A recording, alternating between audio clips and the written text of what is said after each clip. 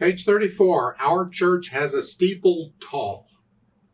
Not very good English, but okay, that's what it says.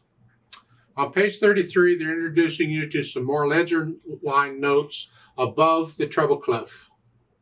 And again, I encourage you to go ahead and memorize them at least up to 3 ledger lines above. And you should know 2 ledger lines already. 1 and 2. 2 ledger lines is a C, just remember that. It's kind of a guide note. And 3 would be the E, 4 would be, you just keep going. But I suggest you memorize at least up to 3 ledger lines. And the reason for that is because I can look at the music and glance at it and I know there's 3. I can see 3. But when they start getting 4 or more, I'm not sure how many there are. I have to stop and count them. And that's why I don't bother to memorize them. I got to stop and count them. I'll just figure it out. And then I take a pencil and I write in the name of the note so I don't have to figure it out again. But 3 ledger lines you can get, and if you look in the second line, second measure, that's 4 ledger lines on them. That's way up here on G. In that case, I would take a pencil and write in a G so I know the name of that note. So I've been doing it. You do it as you see fit. Just don't be writing in note names all over the place. You got to learn to read the notes, period. So let's look this over. It's 1 page long. Treble and treble clef to start. Hey, this is the first time we've had 2 treble clefs at the beginning. But as I said, it could be anything, so you always check the clef signs. Now, you're going to get bass clef in the bottom staff eventually, but you're starting treble, treble. No sharps or flats in the key signature, so we're in the key of C major. Make sure you do the C major scale. You've heard this lecture before. Blah, blah, blah. Okay, let's go on. 4/4 time signature. And we got half notes, quarter notes, and I see a bunch of 8th note triplets. Oh, wonderful. Right hand first. Let's check our... We're moving around. We got stuff to do here. You have an A and an E to begin with, and you're up here. 1, 2, 3, 4, and then you're going to hold that down forever because it's got a hold or a fermata, a hold. And then you just lift up and move down here. There's nothing, I can't help you here. You just got to lift up and move. 1, 2, and then 2. Again, the 2 G's, we're using the repeated notes to change hand positions. And then here. And then here. And I recommend 1, 3 for the last measure. I want to connect the top note here. And then the triplets. Well, they got LH and RH for right hand and left hand. You figure it out. The first beat is left hand. The second beat is right hand. You're down here. And then the left hand is the 3rd beat. And the right hand is the 4th beat. You're up here. And then the left hand does that note way up high. And then you do, this time, see, the first time was a G chord. Now we're going to do a C chord down here. Here. Okay, and the 3rd line, you're here. And same thing we had before, 2. It's a different rhythm. It's the same notes, and then come up. And again, this is the 3rd line down, 3rd and 4th measure. It's whole notes. Just go ahead and use the same finger and lift up. If there's other fingerings, don't bother. Just hit this is fine. And then you have the C chord again here in this position. And then up here. And then the 4th line, it's a G, B, F. Same one up here. And then a C chord. Oh boy. Okay. Now on these lines with the triplets, on the whole note where you have to reach up with the left hand, if it's easier for you, then play that note with the right hand. It's like in the 2nd line. In the 1st measure, you're doing the G chords. Here, rather than here, just stretch out to the octave and just hit this fingering. Play it with that. That way your left hand can come down here and be ready to go again if you want to. You don't have to play that with the left hand. In the C chord, in the next one, just reach out. It's there. You can do that with all of these if you want. Just, that's all right. Last line, you're here. 1, 2, and then reach up 3. And they want a 1, 5 on all these. You can if you want. I would prefer to connect the top note. So if your hand's big enough, and then 1, 4, and then 1, 3. If you can reach that, I would prefer to connect the top note. This kind of passage is very common. And then you have, it's like a whole notes, but the A, you see the little curved line? That's tied. You hold it down. Hold it down as you do the next here. And then lift up and come up like you were at the beginning, an A and E. Sounds weird? It's not my fault. They did it. Blame them. Okay. Left hand, well, you're up here. Treble clef. Now, whether you use 5-1 or 4-1 or 3-1, I don't care. Just use it. And then you come down. Bass clef. Connect it. Second line, now triplets. One and then come up here. And then you get that high G here. And then C. You do that. Let's go down to the last line. You're here. And then here. Connect this if you can. Then reach down 2. Then treble clef up here. Put the hands together. What could possibly go wrong on this one? Oh, here. That's what it is. See, when it sounds weird like that, you got to double check all the notes and everything. Is that really what this thing is saying? I think they want it to sound like church bells, which is a little edgy. Well, that's edgy. So then you lift up and both hands come down.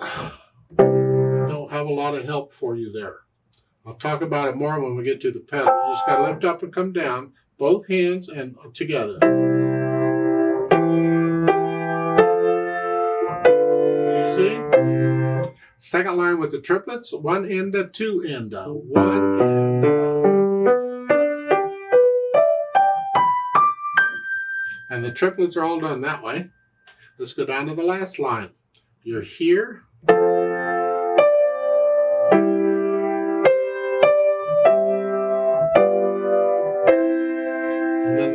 These whole notes. Remember the C and that right hand's tied. You lift up and come up. It's like it was at the beginning. The bells are doing their thing.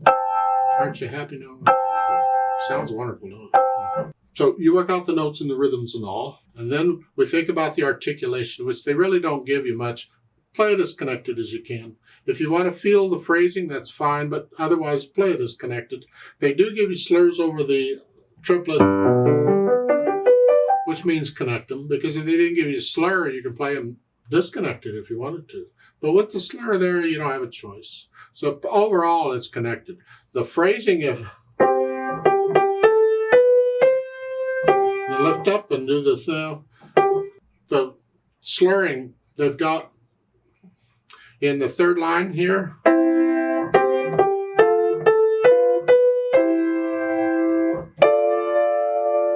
In my mind, you could almost do the first 4 measures slurred together. Just connect it as best you can. If you want to lift up and have a little silence before the triplets each time, each set of triplets. So here, lift up. A little bit of silence, that's fine. Experiment, see what you like. Then the dynamics. Well, P is piano for soft. Cantabile is in a singing style. Well, good luck with that when you got this. That to me is not a singing style, but this part. Think about a church choir singing this, in the background. Think about that. Let that affect how you play it, because playing is feeling. So you feel it. There's no technique for cantabile. You feel it. It's interpretation. Then in the last 3 measures of the first line, you get the hairpins to go up a swell. Go up and come back down. Come down. Well, you're soft. You only go up to about a moderately soft. Just come up a little bit soft. And this is the right hand now. The left hand's in the background.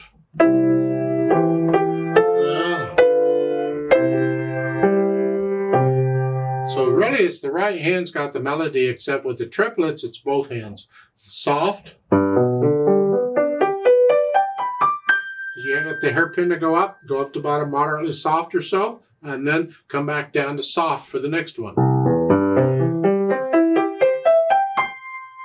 Don't go up to moderately soft and then go up again. Come back down and go up again. They didn't say one way or the other. I'm just suggesting you don't get loud in this piece. This is not a loud piece. That's out of character for it. So come back down and go back up each time. Now the last line, it's moderately soft. MP mezzo piano, that's the right hand. Left hand's soft, really soft. Now you go to moderately loud. Back down. To down.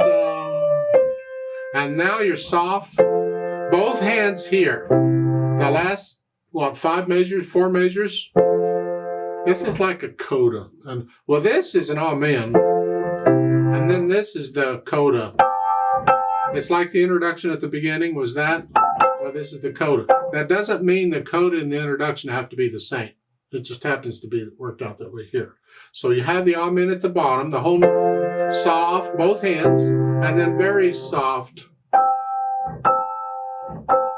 I don't know why you would have very soft bells. In my mind, bells are not very soft. They're in your ear. Oh. Then we think about the speed. Well, what are the triplets going to do for you? How fast are those?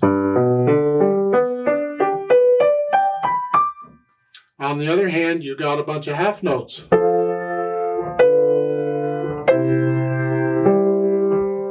You don't want to play those too slow because they'll drag. So you got to find a speed that handles both. So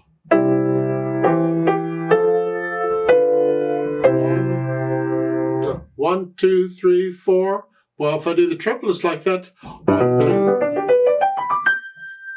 No, that's too fast. So we got to slow it down for the triplets. But we don't want to go too slow. 3, 4, 1, 2. Because then we got 1, 2, 3, 4, 1, 2, 3. It's just, oh, is it over yet? It just drags. So it's got to go a little faster than that. Just find somewhere in between where you're at a happy speed and the whole thing is at one speed. You can't be playing part of it at one speed and another part at another speed. That's not the way this is written. Some pieces are written that way, but not here.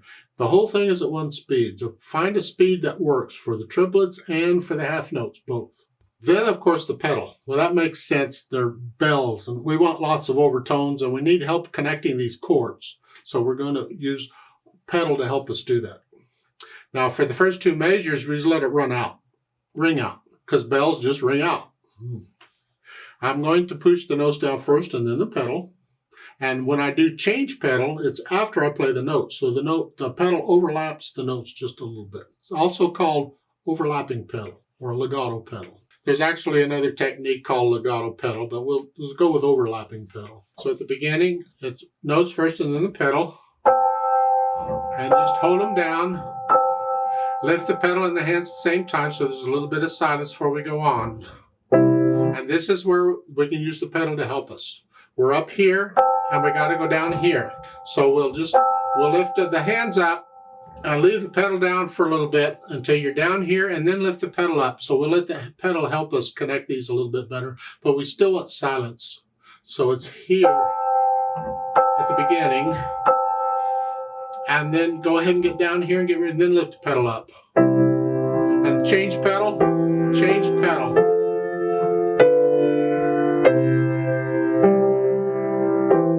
So I did change pedal all through those 4 measures there. They're not showing it that way, but I suggest you do. Connect all those as one phrase. And then for the triplets, at the end of the lift up and then push the... Here you have to be careful because when you push the pedal down after you play the note, when you have quick notes, if you're not quick enough with the pedal, you won't catch the note. So then they'll stop down. So you got to almost push the pedal down with the note in time to catch it. And then lift the pedal up with the hands.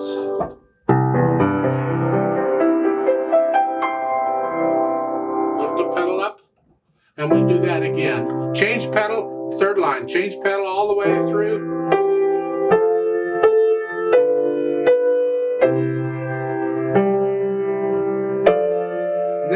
it up for the triplets. You get the idea? The last line, your change pedal, here, change pedal, change, and change. Now you can lift it up for the amen, so there's a little silence. Change pedal here, I want to connect them, and then you can lift it up also for the last bit. So it depends, it's interpretation. When do you lift the pedal up? Do you want silence? Do you want it connected? That's interpretation. Listen to the different sounds and experiment with different ways of doing it, and how do you like it? Because in interpreting it, you got to make it yours. You remember the natural accents. It's a 1, 2, 3, 4, and you just got to feel the dynamics and feel the cantabile and try and get the pedal in where it's supporting what you're trying to feel.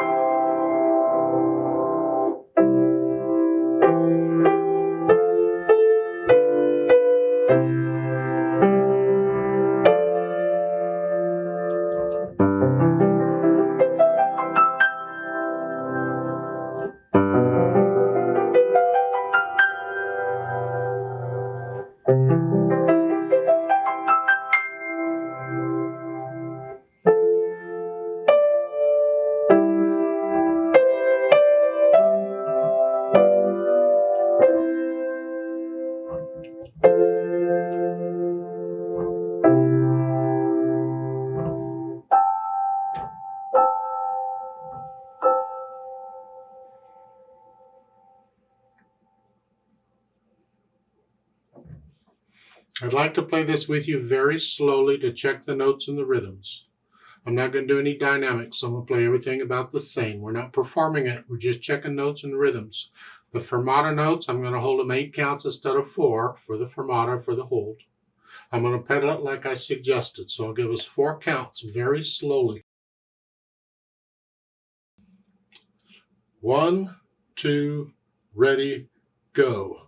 1, 2, 3, 4. 1, 2, 3, 4. Hold. 2, 3. Go on. 2,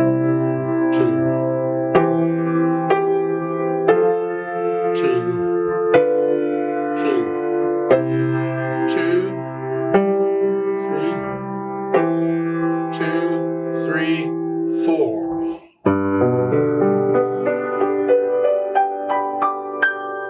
2, 3, 4.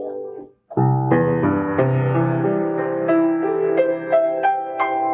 2, 3, 4.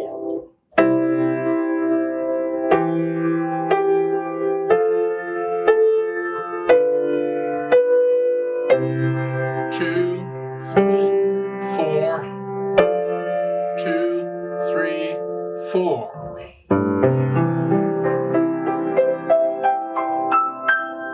2, 3, 4.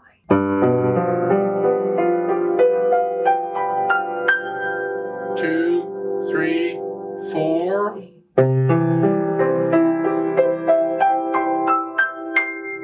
2, 3, 4.